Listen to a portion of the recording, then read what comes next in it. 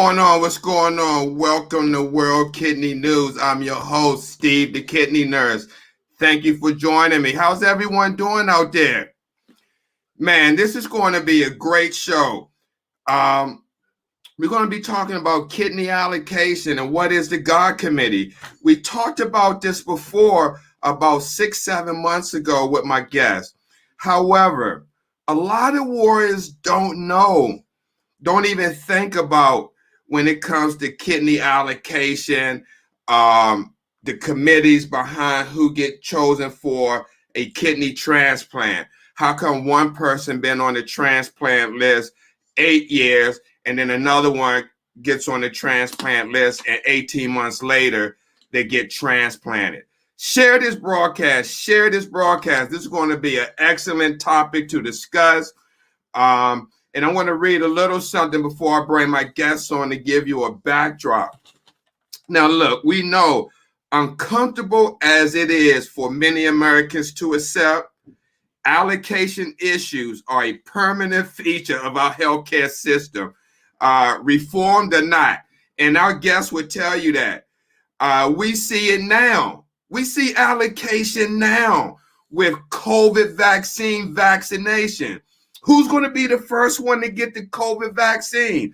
Who comes first? You've seen it when COVID first started. Who was going to go on the respirator first when there weren't enough respirators? What about who were going to go on the dialysis machine because you had patients all of a sudden now, COVID kidney disease, and there was not enough kidney dialysis machines because you still had to dialyze the people who needed treatment.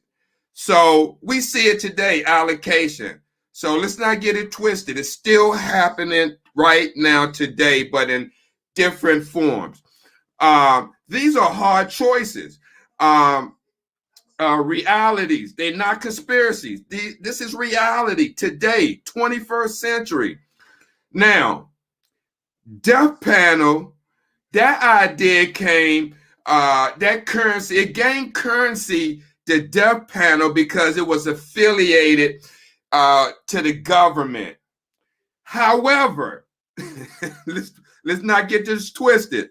A committee making life or death decision did exist in the United States, and it was a private sector creation called the Admission and Policy Committee of the Seattle Artificial Kidney Center at Swedish Hospital, which later became known as the God Committee.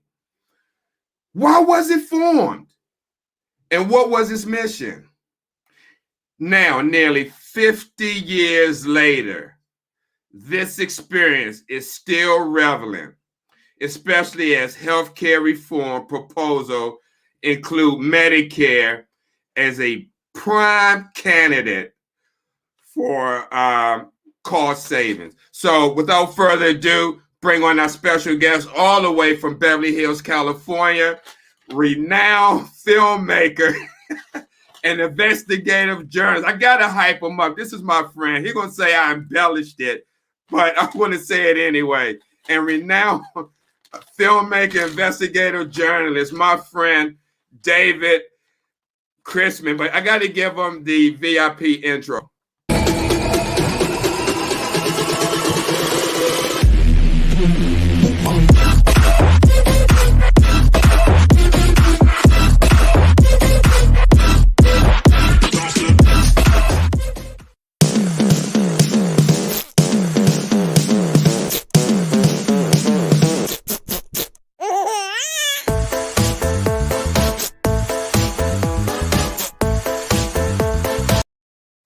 Hey, Dave, how you doing, man? Thanks for the intro. I know you could probably say I could have did away with the prompts. To each his own. Yeah. Hey, man, what's going on? How's everything out in California? The weather's pretty good. Yeah, it's a little chilly, but LA chilly is more like low 60s. So we're doing pretty well. COVID? What? What's going on with the COVID out there? It's really bad. I mean, we have more cases in Los Angeles than many states do total. which is, we're about 10 million people in LA County. It's the biggest county in the country. But it's really out of control. And I know a bunch of healthcare workers, particularly one ER nurse I spoke to recently. She said that, people are dying every day. And Wow. that she's had to have a lot of sad conversations with family. And there's no end to it right now. So it's a pretty serious, we have a stay-at-home order. So, okay. And from what I can tell, most people are wearing their masks, which is good. Wow. Now, what about the fires? Have they subsided, the wildfires? I think for the most part, there was a really bad one in Orange County about a week ago. But that's a whole other thing. I don't think 10 years ago, every summer, I would see ash coming out of the sky. But, every summer for the last 5 or 10 years, we've had this massive, massive problem. And it gets worse every year. I know, man. I can imagine the many people that loses their homes, thousands. You see it in the newspaper, burnt straight to the ground, nothing left but the fireplace.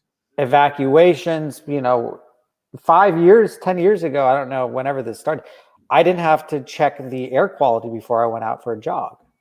And wow. now I've literally had to download an app because all these other apps, there's so many apps about air quality and they all give different readings. Okay. So you kind of take the average of them just to make sure it's safe to go. Lately it has, but there was a period of about a month where it was pretty bad. Wow. Now, Dave, let's talk about kidney allocation, what is, the God committee. But before we talk about that, sure. You have no experience, no family members dealing with kidney disease. What made you investigate kidney allocation and health in the healthcare system dealing with transplant? Right. Okay. So like you said, I'm also a filmmaker and I was working on a screenplay maybe about 2014. And somehow I got a posse of doctors, surgeons, nephrologists, patients to give me an incredibly generous amount of their time. We're talking days. And since they weren't being recorded and it was for a fiction project, they felt free to talk candidly. And the more I learned, the more disenchanted I became. It literally just started with, hey, let's find a topic that could be interesting and compelling for a normal audience. But then you start to meet the patients and you learn about, the toll that this is taking on our society. Mm-hmm. And it became very personal to me. Mm-hmm. And that's what led me and you, both of our paths across, whenever right. that did, last couple of years. So now, out of this project, this investigation, what have you uncovered that a lot of people or patients that are looking for transplants or anyone that's in the transplant realm, what have you uncovered that they don't know about? Well, they may know about it, but what has been the most shocking information you had uncovered about kidney allocation? There's a lot of really unsettling things that I've uncovered, but I would say going from how many people should be on the wait list compared to how many are, we should have significantly more people waitlisted than actually are on the wait list. So the education and treatment, I'd say the parallels also to our larger healthcare system, right? So in the United States, there is a socioeconomic and racial disparity when it comes to access to the wait list and transplant, right? And that's kind of hard to believe because for the most part, it's a single payer system, right? There's a little bit of private insurance, but as you know from your own career, most of it's paid by Medicare. So you would think that it would be the epitome of equity and cost savings. And it's not. We spend more than everybody else, and we have close to the worst outcomes with dialysis. Mm. And when I say everybody else, I mean, other developed countries. Right. And speaking of that, I do have a chart. I'm gonna put one up. Yeah. What is this particular chart? It says wait a minute, I can't read the chart. I can't read. I don't know if that's the right chart we want to start with, though. Percentage Okay. of distribution of kidney transplants. So prevalence of ESRD, that would be a good one to start with. So, this one shows, that we're basically the third from the top. We have the third worst prevalence of end-stage renal disease among developed countries. Who's the first one at the top? Taiwan, then Japan, then United States, and then Singapore. Wow. Yeah. And Taiwan, oddly enough, and this is something I have to do more research in, Taiwan has been a model for one of the best healthcare systems in the world. So I'm not sure where they've dropped the ball when it comes to ESRD. Hold on one second. Somebody was FaceTiming me. Right. So I don't know where they have dropped the ball when it comes to ESRD. But they have the worst prevalence in the world, and they really do have much more of a universal healthcare system than we do. Okay. We're going to look at one more before we talk about the God Committee. What is this chart here, David? The modality prevalent patients with ESRD. Okay, so it basically shows what percentage of those people with ESRD, what percentage have in-center hemodialysis as compared to home and alternatives. Right. And we fall second. Where did the United States fall? I'm trying to see because it's pretty small. Yeah, I mean, I think a lot of these countries, everybody but Hong Kong has mostly in-center, but we are kind of in the middle. But we up there. The point is, there should be a lot more home hemodialysis pertaining to that chart than there are in-center ESR, Yeah, no, absolutely. But I think we might see a change towards more home dialysis in the next maybe 5 years, right? Mm-hmm. Because that was part of the executive order that Trump did for ESRD. Okay. It provided larger incentives to both clinics and to nephrologists to get more patients home. Sure. Of course, there's also there's reasons why people can't do it at home. Sometimes they don't have the space. Sometimes they need the help. Sometimes people just want to be taken care of. They don't want to do it themselves. Sure. But what I would say is currently, particularly in center, everybody's being under-dialyzed across our country. Our whole system is basically a system where we basically under-dialyze everybody because 3 hours or 3.5 hours per patient 3 times a week is not enough to not feel chronically ill. And I think even those that get more, they feel better. But in general, we are under dialyzing everybody. And that the guy who actually discovered dialysis, Scribner, he didn't discover dialysis, he discovered the shunt that made it an outpatient population. He did an interview in the 90s or early 2000s talking about his life experience and his biggest regrets. And he said his biggest regret is that, that there's been an industry, a multi-billion-dollar industry that has basically come to form, are the DaVitas, the Freseniuses, almost all the companies these days that are under dialyzing their population. And we settled with 3 days a week, 3.5 hours a day.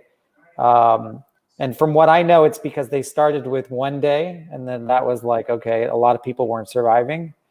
And then they did 2, and it wasn't much better. And then they did 3, and then they realized, okay, that's kind of the sweet spot, probably of the lowest that you should go, where people can still live. But as we know, like 80% of people, the last statistic I saw was that 80% of people on dialysis are unemployed. There's a lot more that probably could work if they got more and more frequent dialysis. Absolutely. We see it with home dialysis, someone doing 4.5 or 5 hours a night. And, at the end of the week, they did a total of 30 hours of treatment, 20 hours of treatment compared to 12 hours of treatment in 1 week. Yeah, definitely. Right. Our kidneys work 24/7 to filter and remove fluids from our body, filter toxins and remove fluids. So if you're only doing that, 3.5 hours every other day, that puts a lot of pressure on somebody's heart and on their body. So, how are they going to feel great? Right. Or even semi-functional. Right. I don't know. Who is that? Someone just put a comment up. Yeah, Jim Benson. Some of it falls on the patient's responsibility. Yeah. But, the problem is certainly patients do have a responsibility, but they don't know. They really don't know. Certainly they can go to the doctor and say, hey, I'm not feeling well. And then hopefully their doctor, their nephrologist will say, well, maybe we can, prescribe more dialysis or try to get you home or something like that. But you've got to realize that the dialysis population in the United States is not the most, they're not the wealthiest population, and sometimes not the most educated, right? And so I'd say at least half of them don't even know what a transplant is when they start dialysis, right? So how are they going to know how much dialysis? They think they're getting the best care. And there is a reasonable expectation that when you go to the doctor, when you're getting treated, that they are giving you the best care, right? Absolutely. But instead, what's happened is, in the 1990s, going into late 90s into the 2000s, there was basically an inversion of the market where it went from 80% independent and 20% corporate, and then there was an inversion. So now it's kind of 80% corporate and 20% independent. And those corporations, like the rest of our healthcare system, operate on a fee-for-service volume basis. So it's in their interest and in their shareholders' interest to get patients in and out as fast as they can. You saw that. Right. I want to just go back. Talk about the God Committee a little bit and how it equals up to the day with transplant. But Jen had made a comment. I just wanted to emphasize that you're right. Jen says when they have cramping, they want to leave and end the treatment. So I see what she's saying, Dave, on the patient's responsibility. Like, say if they are 3 hours or 3.5, and they start cramping, they may shorten that treatment and get off. But on the other end, what you're saying is 3 hours, 3.5, because you got patients that do 5 hours and 4.5. But what you're saying is when you got patients doing 3.5 hours compared to other nations that start off with 5-hour treatments, that's not really enough, and you could be really underdialyzed. They are 3 hours a week. That's only 9 hours of treatment for the whole week. So I have never been on dialysis, right? And so I've never felt those cramping sensations. And I know that it is such an arduous procedure, right? What I do know, and I actually don't know the amount of time, for example, that Taiwan would put somebody, per day on dialysis. But I do know that the more dialysis you have, the more, more frequent, the better off you're going to feel overall, right? Oh, absolutely. Yeah, that is what I've been told, numerous times by both patients and doctors. And it's in the, in the medical literature. Oh, absolutely. So Dave, let's talk about the God Committee. I mean, it's really the Admission and Policies Committee of the Seattle Artificial Kidney Center, a Swedish hospital. But why was this committee formed, and how does today, even though we don't have quote unquote God committees, but when we talked offline, you had mentioned that there are certain committees in place. Right. So let's go back to the 60s. Okay, sure. So dialysis was actually invented, I believe, in the 40s, right? Steve, put yourself back up. All right. So dialysis was kind of invented in the 40s. Okay. But it wasn't an outpatient procedure that could be done over and over and over and over again. And people, it was something that was really just done in the hospital. Then there was a guy named Dr. Scribner that developed a shunt. And he was at the University of Washington. He was a nephrologist. And he created the ability, what we know today, to have an outpatient procedure, right, where people could come and with the people machine, could go, right. So what they did was there was this they had this nurses residence hall. So nurses actually used to live together near the hospital, probably in the 40s and the 50s. But it was a converted nurses residence hall. And in the basement, I think they installed about 3 dialysis machines. And the doctors didn't know how to pick who would get access to these machines. So the first thing they did was they started off and they said only people in the state of Washington, right? So that limited the scope. But even then there was, far too many. And doctors, to give them credit, they were afraid that their own biases would unduly influence the system. So what they did is they narrowed the pool down even further to people they thought could be good candidates. And the first thing they did was they eliminated 2 groups, people over the age of 45 and children. And that's very counter to what we would do today. Yeah. So that's very counter to what we would do today, because we would always put children ahead of everybody else, including on the current kidney allocation system. If you're a child, you go straight to the top, right? But they didn't think that, they thought it was too much of an arduous procedure for a child to take, that they just wouldn't mentally be able to handle it. And so with that, they formed a committee of 7 lay people. One of them was a surgeon, but he wasn't a nephrologist. And so there was a politician, a housewife, a labor leader. I'm trying to think, but about 7 lay people. Wasn't it a banker? A banker, yeah. So there was 7, a housewife. I think I might have already said it. But, you know, basically 7 people, and they were then given basically these case profiles. And the doctors would kind of write a de facto pitch of why their client should be accepted. And they would look at a lot of things outside of their medical conditions, right? So, you know, how wealthy were they? Hey, Kathy. how wealthy were they?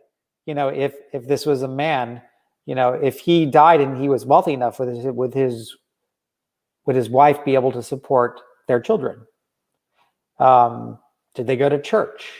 You know, there was a lot of things that they went through, and it wasn't an easy. None of them wanted to do this. In fact, some of them. David.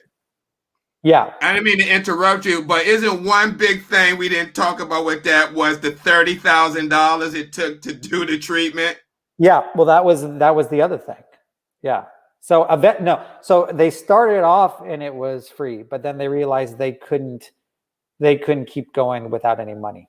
And so they got grants, and then they got patients to supplement those grants so that they could keep the operation going. So, wow. You know, one guy got his company to sponsor him, and, you know, from what I remember, but it was not a cheap procedure. Okay. And it remained very expensive until Medicare started to subsidize it, or to pay for all of it, actually. Well, 80%. Right. But then you know, if you don't have a lot of money and you're on Medicaid, that'll take care of the rest. Right. Now, David, let's fast forward now to the 21st century. We got a little backdrop of how kind of like this committee formed. Now, how do we apply what you just talked about? How is it what's the word I want to use? How is it applied today with the transplant system that we have? Well, I think the fact that we have that, you know, I will say one thing before we answer that question, which is one thing that we have done really, really well, is that we give dialysis to everybody who needs it, right? And that's something that we should, even though a lot of them are under-dialyzed and the profit incentives kind of get in the way of good care often, I think that, you know, this committee that was around, you know, in the 60s, if they were alive today, they'd be like, fantastic, everybody's getting this thing. Right, nobody has to decide, you know? So that's wonderful. But, you know, we all know that now today, transplant has become, particularly since the 90s, has become the best treatment by far. And we still have very, very, very little people, very few people getting access to actually getting transplanted, and fewer people that should be listed that aren't. They're not educated. But what you were talking about, the allocation, when it comes to deceased donor organs, we don't have a layperson's committee making these decisions anymore. We have a transplant center doing it. So if you're at a dialysis clinic, or I think even if you are 20% kidney function, you can try to get a preemptive transplant, so you never have to go on dialysis. So that's something to actually talk about. If you can get on that list quickly, you know, the quicker you get on that list, the better. If you can get a living donor, that's, you know, twice as good. then you really don't have to wait. But let's say you do need to wait, and you are waiting on this list. The first thing to do is to get on the list, right? And to get on that list, you need to be referred or refer yourself. A lot of people don't know you can refer yourself. Wait a minute, you can refer yourself for a transplant. You don't need a doctor's referral from the kidney doctor? Nope. No, call your transplant center, make an appointment.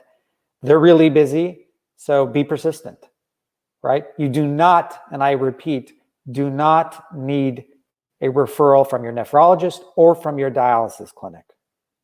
Wow. You can self-refer, and you can register at more than one facility.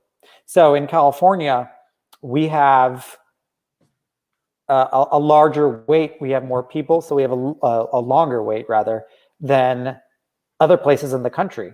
And if you can afford it, you can go. So some people in California will register in other states.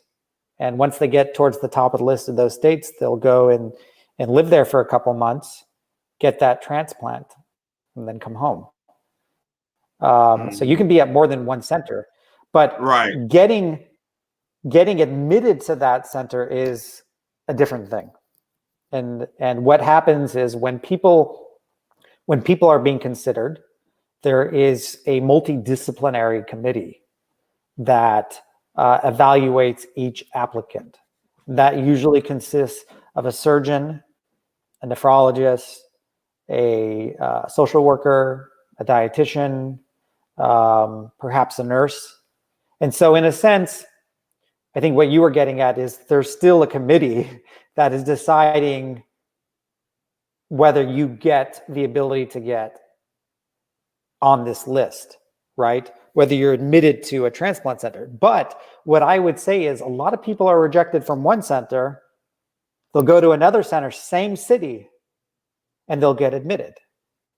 And that's kind of, I mean, I'm in no position to necessarily tell a doctor or these transplant centers how to work specifically. But I think one way that we drop the ball is there's not a lot of consistency as to who gets accepted, right? And what the qualifications are. Okay, so if you smoke, for example, some centers they'll say you need to be smoke-free or you need to be sober if you're an alcoholic for a certain period of time, maybe 6 months or whatever, right? There are some centers that'll take you, even if you smoke. There are centers that'll take you that are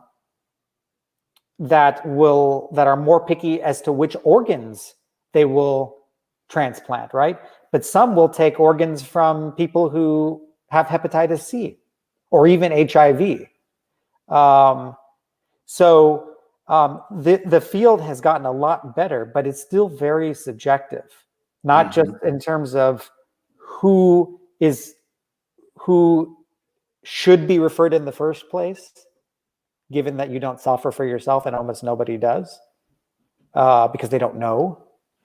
And and there's subjectivity in who is accepted where, right? David, talk a little bit about how kidney disease or transplant is the only disease that the doctors don't sit down and formulate a education plan like they would with someone with breast cancer or just prostate. Talk about that a little bit. Well, I mean, look, 40% of people crash into dialysis, right? So it's not like they need to be prescribed that. You know, the doctor says you need to go on dialysis, right? And that's a lot of people. But when it comes to transplant, unfortunately, the people that are doing the education for transplant are not the doctors. Most of the people that are educating are social workers. And so that, to me, that's already kind of a big flag, a big red flag, because social workers have a lot of things to do. And, doctors have a lot of things to do. But, I can't think of another field where the options in education about treatment are conveyed to patients by someone who's not a doctor. Right. Right. And if you ask nephrologists that question, they'll say, I can't think of any other field that does it. Mm-hmm. But if you ask some of the best doctors out there, they will tell you that this should be a doctor's, it should be in their domain, and that nephrologists in general should be very aggressive in advocating for transplant. Mm-hmm.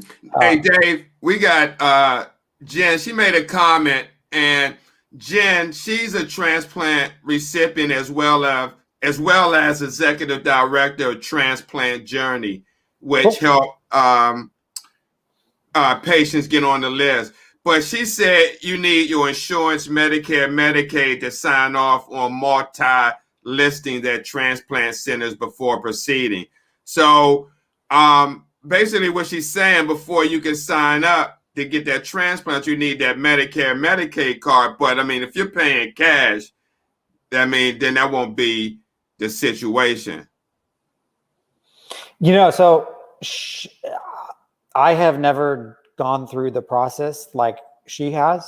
Right. But what I would say is that I don't know the granular, administrative stuff that you need to do. Sure. But you're just speaking that you can get up. Yeah. Collectively, you can get on multiple listings. Absolutely. Right, that a lot of patients don't know. And you got people like Jen Benson, who has these nonprofit organizations trying to assist and educate patients, because let's face it, you're right. A lot of patients don't know about this. You got patients on dialysis right now that didn't know that they could have got on the list or seek the living donor transplant before they crossed over and got on dialysis. Right. Yeah. In this situation, education is really the key. And it's difficult to get, educating people is not easy. Hold on one second.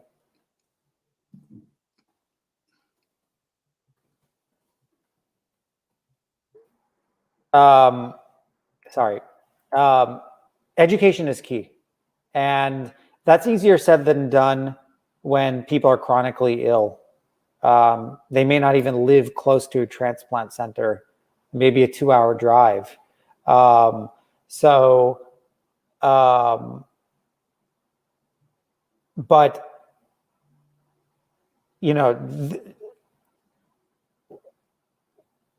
it's one thing to not educate somebody, because when you don't educate somebody, you really don't know how motivated somebody's going to be, right? And obviously Jen was super motivated to get a transplant, and she's reaping the benefits of having a donated kidney.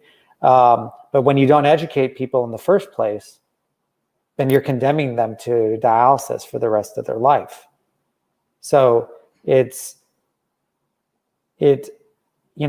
not everybody is going to be a good patient. Not everybody is going to have that personal responsibility that somebody mentioned earlier. But there's really no way of knowing who that person is. All right, so Hillary. Hello, my name is Advocate. I design shoes for the cause along with many others. I love to help out in this area. Thanks, Hillary. Yeah, I'm sure she's talking about transplant education. But Dave, one question I want to ask, you're saying that it needs to be more people on the transplant list than there are. Now, when you do that, wouldn't that flood the transplant list, meaning because there's not enough donors, that then it's going to push people to be on the list a lot longer? Yeah, so that could be, that's the number one thing that doctors will say is just going to make the list longer, right? So why bother? And there are two reasons. One, it's about equity. And the fact that you have black skin or not just you, but it's a Latino, or there's a social and there's a racial and socioeconomic disparity. And to me, everybody should have equal rights when it comes to healthcare. So access should be equal. And so that's one thing that I would say is it's not fair if you're condemning, this certain group because they look this way or they make this amount of money to be condemned to dialysis for the rest of their life. The second is that there's living donation. And it's not easy to find. It may not be easy to find a living donor, but I genuinely believe I produced a program for helping people find living donors. We're actually producing it in Spanish now. Oh, congratulations. Can you share? Yeah. I mean, are you at lib to share a Yeah, little bit about that project? Yeah, it's called, it is by the Living Kidney Donor Network, which is run by an amazing advocate named Harvey Meisel. Harvey And Marcel. Okay, I think I heard of him. You know him. Yeah, I think you know him. And he and I produced a program. It's a video series that educates about transplant and how to go about finding a living donor. And it's called Having Your Donor Find You. And I'll repeat that again. It's called Having Your Donor Find You. So you flipped the script. Instead of you finding your donor, you having the donor find you. Yeah. So I interviewed a doctor 2 nights ago, right? And he said, David, it's, and this guy was one of the most brilliant people I've ever spoken with. And he said, go into Starbucks and see who would be willing to just give you $5. How many people do you think would actually do that? And I said, I don't know, but probably not, maybe $1. But, he raised a good point, right? There is something to be said, though, that when you're asking for $5, that's probably to get a meal or for bus fare. You're not asking someone to save your life, at least in the immediate term, right? And that is what kidney transplant does, right? The average mortality, about half the people on dialysis will die within 3 to 5 years. And so, and most of those people will have really no life. They're just, quoting people I've talked to, existing on a machine. And Wow. so if you can, look, I don't need to tell you, you helped these people for decades, and you treated them. Yes. But if you can find a living donor, you don't have to wait nearly as long. You may not have to wait at all. Mm-hmm. Hey, David, where can people find this video if they're watching? They want to say, "Oh, I want to." Having Your Donor Find You, I think, is it .com or .gov? Actually, let me quickly take a look. I think it's havingyourdonor.findyou.org. Yeah. Oh, wait a minute. Let me put that up, guys. Yeah. Don't go nowhere. Having Your Donor. Okay, hold on. Find You. Yeah. .org. Here, do you want me to just send you the link? Is this it right here? Hold on. You'll see Harvey's picture on the homepage. Is that it? Hold on, let me take a look. Having Your Donor Find You. Yeah. Keep that up for a little bit. Oh, absolutely. So here's what I would say. Harvey has been giving workshops in this for a long time. And one thing that he found is that really it's not about necessarily just asking one or two people, hey, can you donate an organ? It's getting your story out there through social media, through email, through a group of advocates. Maybe you pick 3-5 advocates who will then amplify your message and amplify your story. People have put up yard signs, billboards. I mean, you name it. Oh, so some of this stuff that you see on Facebook, like somebody putting a ad up, say, let's find so-and-so a kidney. If that's all they're doing, they're really not really doing anything. If it's no, on they Facebook, are. I mean, they are, but they are. I mean, if that's the only thing they're doing, let me repeat that. Then Yeah. the chances are a lot reduced on finding a donor if they're just posting an ad on Facebook and that's it. Well, I think it depends on the ad. I think you shouldn't just stop at Facebook. Facebook is actually incredible for this. One thing Harvey has found, and it makes a lot of sense, a lot of people are born wanting to do this. They're born with that altruistic gift.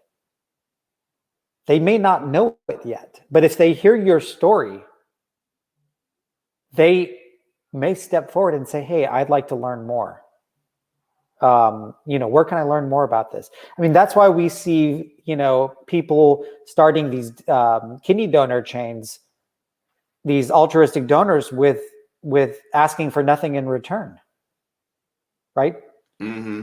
So, when it came to Harvey's situation, his wife gave him his first kidney, and then he got a virus which attacked that kidney after about 3 to 5 years.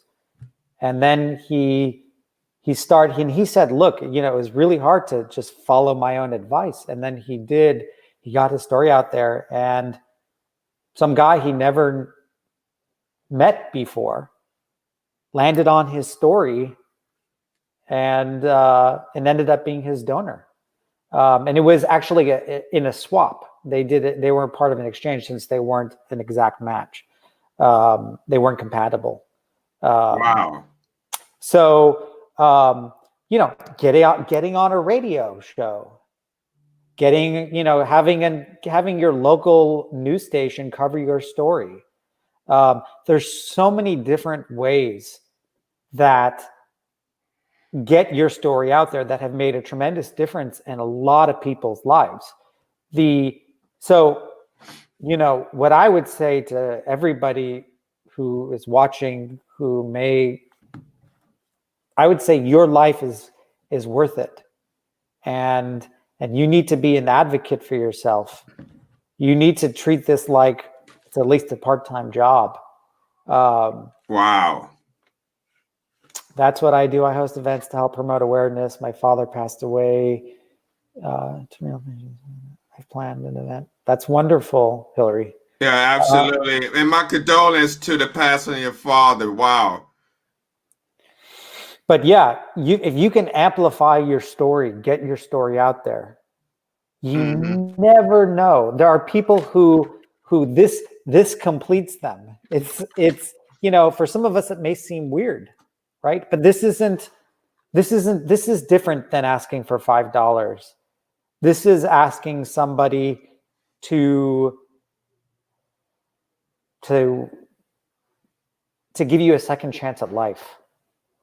And it's reasonably, the outcomes for donors, it's overall very safe. Not to say that it's not a major procedure, but the outcomes today are really good. A lot of donors, I think most donors actually have a longer life expectancy because they typically are healthier to begin with than like your general average population. Sure. So yeah, I would say get your story out there. And so if you get your story out there and you find somebody, any willing donor, even if they're not compatible with you, specifically, you can be part of an exchange.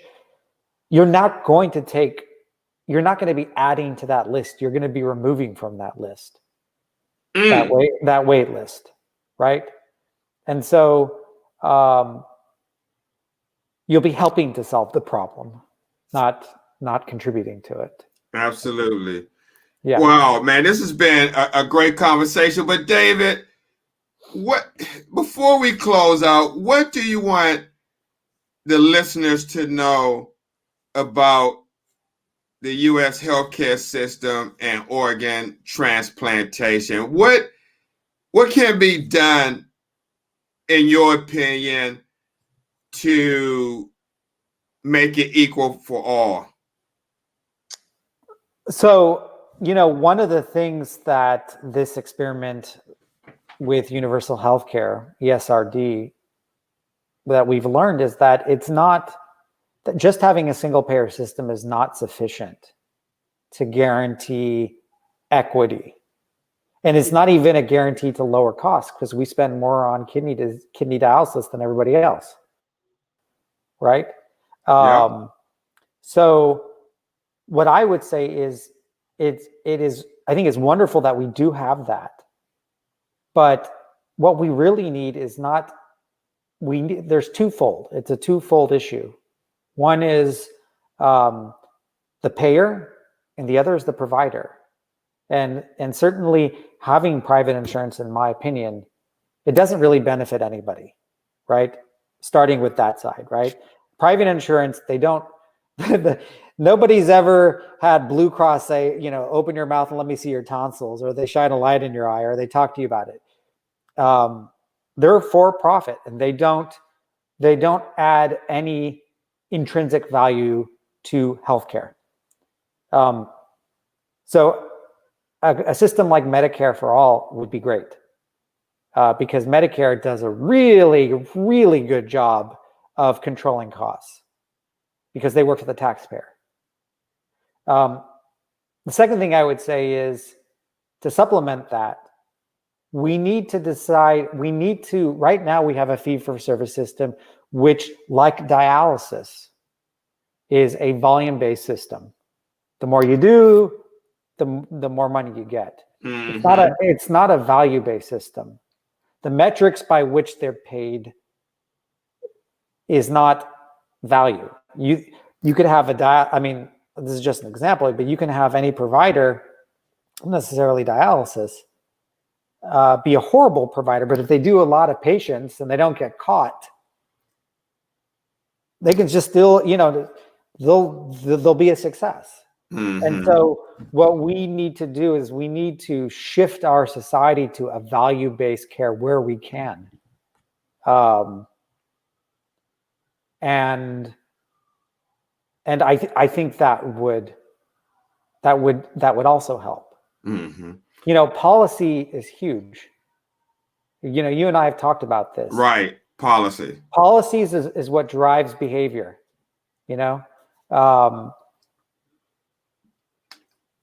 It's really, the financial incentives behind those policies, which is what drives behavior. Mm. If you pay someone to do something, that's what you're going to get, or that's what they're going to try to do.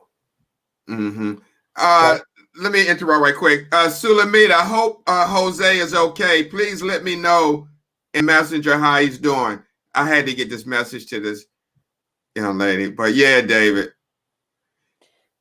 Yeah. So, healthcare is super, super complicated. One of the things that we can also do a better job on is communication among providers. So we were horrible at that, like horrible. And part of that is because we have this patchwork of, oh, good, glad he's out of the hospital. Absolutely. We have this decentralized patchwork of providers that are so complicated, people fall through the cracks, right? And they do this in dialysis and in ESRD all the time. So when it comes to, for example, to referral, right? Whose responsibility? Right now, it's the clinic's responsibility to educate about transplant. But there's never great communication between the doctor and the clinic, or the doctor and the transplant center, or the clinic and the transplant center. And so sometimes people don't even know that they've been referred for evaluation. They don't even show up. You're right about that. You're right about that. There was literally, I think in Emory, they had about 50% of people during a given time not show up for evaluation after they were referred.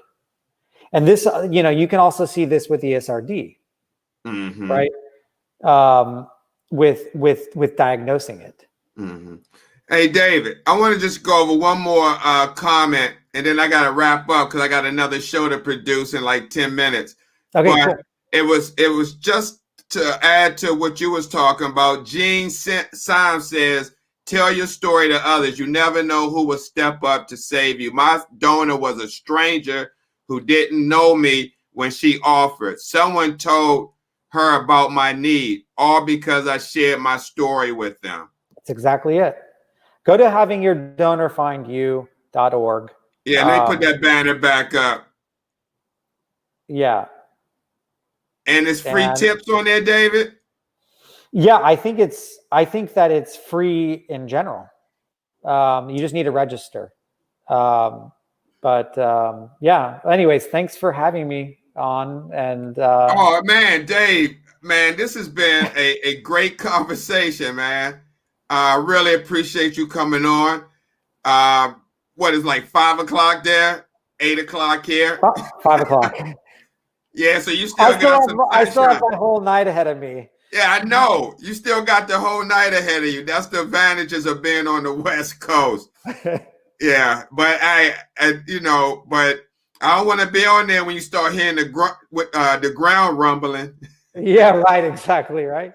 And yeah. if anybody is watching that has any questions for me, please feel free to reach out. I'd love to build my network as well. Please reach out to Kim Benson. She said she sent you an email a while back, but she didn't get a reply. Oh, okay, sure. Yeah, definitely. She's with Transplant Journey. Okay. The nonprofit. And she got some good information as well. Okay, sounds good. Yeah. I'll see you soon, Jen. All right. But Dave, again, man, thanks for joining me, man. I really appreciate you. I'll be talking with you soon. I mean, real soon. And take care out there, man. Stay safe. And tell your parents I said hello, please.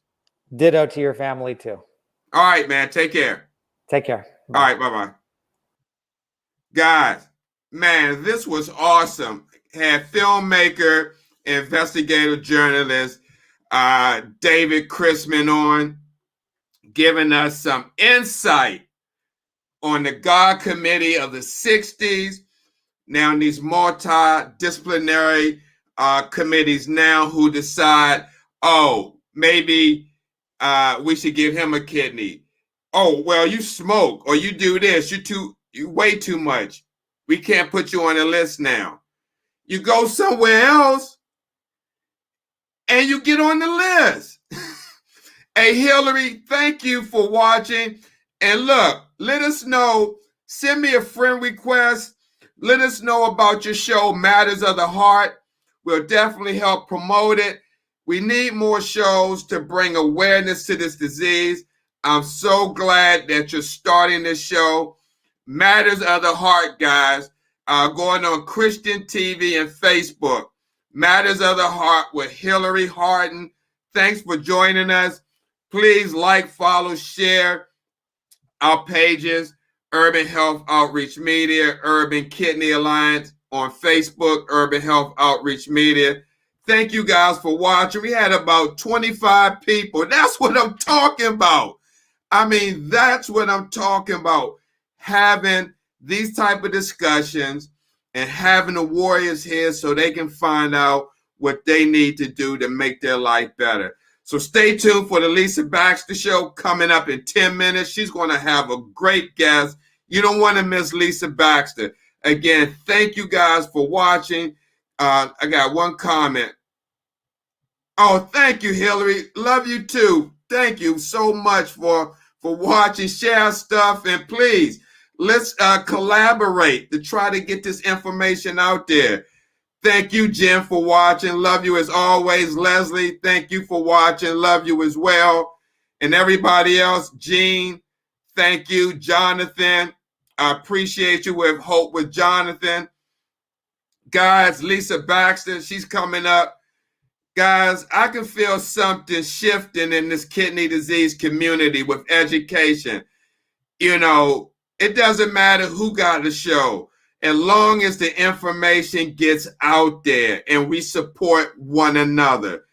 That's all that matters to me. If we support each other and continue to push this network out of this universe. Thank you guys for watching. Let's collaborate, Hillary. Jonathan, thank you for watching. See you guys on the other side. Watch the Lisa Baxter Show. Peace and blessings. Love you guys. Thanks.